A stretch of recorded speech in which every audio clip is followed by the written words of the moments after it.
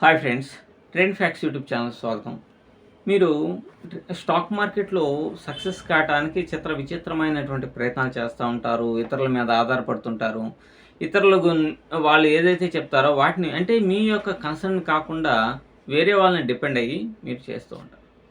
అంటే మనకి ఒక కథ కూడా ఉందన్నమాట. డోంట్ డిపెండ్ ఆన్ అదర్స్ అనేటువంటిది. ఇతరుల మీద ఆధారపడితే మనం మన యొక్క ఉనికిని కోల్పోయేటువంటి ప్రమాదం ఉంటుంది. కాబట్టి స్టాక్ మార్కెట్లో మీ యొక్క ఇండివిడ్యువాలిటీని మీరు డెవలప్ అనేటువంటిది చేసుకోండి. ఫర్ ఎగ్జాంపుల్గా నేను మీకు కొన్ని స్ట్రాటజీస్ ఇట్లాంటి వాటికి సంబంధించినటువంటివి కొన్ని యూట్యూబ్ వీడియోస్ అనేటువంటివి చేయడం అనేటువంటిది జరిగింది. అంటే ప్రీవియస్ డేకి క్లోజింగ్ ప్రైజ్ని బట్టి ఇట్లా బట్టి మనం డిజైన్ చేసి ట్రేడింగ్ అనేటువంటివి చేసాము. ఆ యొక్క స్ట్రాటజీస్ని ఉపయోగించి చాలామంది సక్సెస్ కూడా అవుతున్నారు. నిజంగా చాలా ఆశ్చర్యంగా ఉన్నదన్నమాట. నిజంగా నేను చెప్పిన దాన్ని నేను చాలా తక్కువగా ఫాలో అవుతుంటాను. ఎందుకంటే నాకు డిఫరెంట్ స్ట్రాటజీస్ అనేటువంటి వాటి మీద ఫోకస్ చేస్తాను కాబట్టి. సో ఇది కనుక చూసిన తర్వాత నిజంగా సక్సెస్ అనేటువంటిది చాలామంది అనుభవిస్తూ ఉన్నారు. అయితే చాలామంది కూడా ఏమంటున్నారంటే అసలు స్టాక్ మార్కెట్లు అంటే ఇండియన్ మార్కెట్లో కొంచెం ఒక్కోసారి వాలటాలిటీ ఉంటుంది, ఒక్కోసారి వాలటాలిటీ ఉండదు, ఒకసారి సైడ్ వేస్లోనే మార్కెట్ ఉండిపోతాయి, ప్రీమియమ్స్ కరిగిపోవడం ఇట్లాంటివన్నీ ఉంటాయి. ఈ కంప్లైంట్ చాలామంది దగ్గర నుంచి వస్తుంది. కానీ స్టాక్ మార్కెట్ అన్న తర్వాత ప్రతిరోజు రేంజ్ బాండ్లోనో లేకపోతే ప్రతిరోజు ఒక డైరెక్షన్లోనో వెళ్ళటం అనేటువంటిది జరగదు. ఇది అప్ అండ్ డౌన్ అనేటువంటిది ఇవన్నీ ఉంటాయి. అయితే మనం ఎంతవరకు మనం స్ట్రాంగ్గా మన యొక్క స్ట్రాటజీని బిల్డప్ చేసి నడిపిస్తున్నాం అనేటువంటిది ఇక్కడ చాలా ముఖ్యమైనటువంటి విషయం. సో మనం కనుక పర్ఫెక్ట్ అయినటువంటి మెథడ్స్ని కనుక ఫాలో అయితే ఖచ్చితంగా స్టాక్ మార్కెట్లో సక్సెస్ కావచ్చు. మీరు చూడండి, ఈ మధ్యకాలంలో చాలామంది నా సబ్స్క్రైబర్స్ని వీళ్ళందరినీతో కొద్దిమందితో మాట్లాడుతున్నప్పుడు they are getting good results in stock market. అంటే గుడ్ రిజల్ట్స్ వస్తున్నాయి అని అంటే వాళ్ళు సంపాదిస్తున్నట్టే కదా లెక్క. కాబట్టి ఇది ఒక బ్రహ్మాండమైనటువంటి పదార్థం ఏం కాదు. మనం ఒక ప్లానింగ్గా కనుక వెళ్తే సక్సెస్ అనేటువంటిది వస్తుంది. అలాగే చాలామంది కూడా ఫారెక్స్ సంబంధించినటువంటి మార్కెట్స్ను కూడా అడుగుతూ ఉన్నారు. అయితే నేను చెప్పేది ఏంటంటే గతంలో బిట్కాయిన్ అనేటువంటి దాంట్లో చాలా ఎక్కువగా ట్రేడ్స్ అనేటువంటివి చేసేటువంటి వాళ్ళు ఎవరు, ఈ సబ్స్క్రైబర్స్, ఈ యొక్క ట్రేడర్స్. అయితే ఇప్పుడు బిట్కాయిన్లో అంత గోల్డ్తో కంపారిజన్ చేస్తున్నప్పుడు గోల్డే బెటర్గా ఉన్నట్టుగా అనిపిస్తుంది. ఇప్పుడు విపరీతమైనటువంటి వాలటాలిటీ ఉందనుకోండి, చాలామంది ఏమనుకుంటారంటే స్టాప్ లాస్లు హిట్ అయిపోతాయి కదా ఈజీగా అని అనుకుంటారు.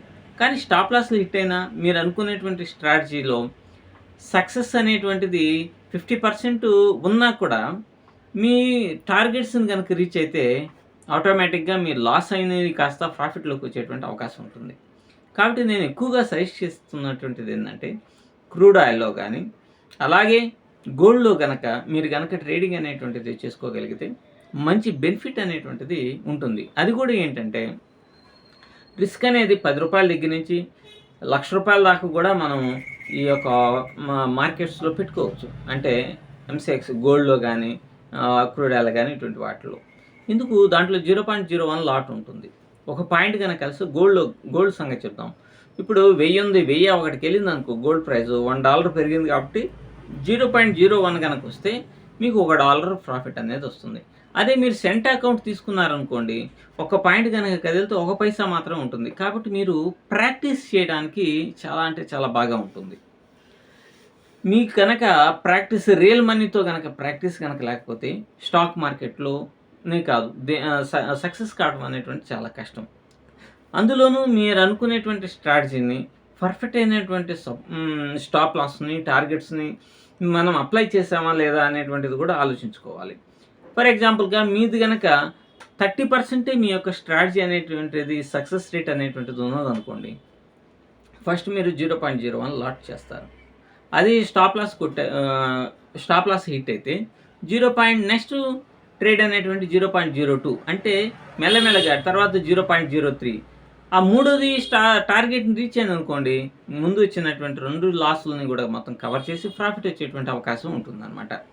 సో మనం ఎంతవరకు దాన్ని ఇంప్లిమెంటేషన్ చేయగలుగుతున్నాం, ఎంతవరకు మనం పూర్తి స్థాయిలో మనకు అనుకున్నటువంటి స్ట్రాటజీని ఇంప్లిమెంటేషన్ చేయగలుగుతున్నాం అనేటువంటిదే మనం ఎనాలిసిస్ చేసుకోవాల్సినటువంటి విషయం.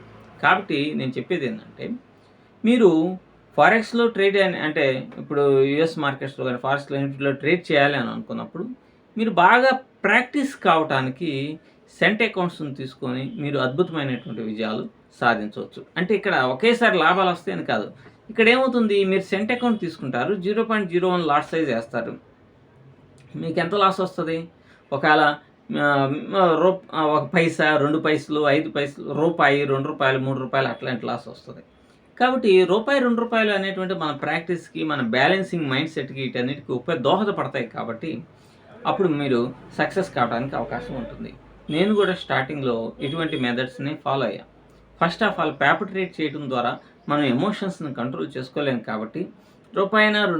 2 ఒక ఇంపార్టెంట్ ఎసెట్‌గా మనం గనక ఆలోచిస్తే, అప్పుడు మనం ఖచ్చితంగా ప్రాక్టీస్ చేసి మనం సక్సెస్ కావడానికి అవకాశం ఉంటుంది. కాబట్టి మీరు గాని ప్రాక్టీస్ చేయాలనుకుంటే, మనకి ఫారెక్స్‌లో వాంటేజ్ అనేటువంటి అకౌంట్ చాలా బాగుంటుంది. దానికి సంబంధించిన రెఫరల్ లింక్ కింద డిస్క్రిప్షన్‌లో ఇస్తున్నాను. దాని ద్వారా ఓపెన్ చేసుకోండి. ఒక మంచి ప్లానింగ్ అనేటువంటిది, మంచి ట్రేడింగ్ సెటప్స్‌ని పెట్టుకొని, మీరు చాలా జాగ్రత్తగా ట్రేడింగ్ అనేటువంటిది చేయండి. అంతేకాకుండా మరలా బాట్స్ ఇవ్వటానికి మా వంతు ప్రయత్నం మేము చేస్తాం. Thank you.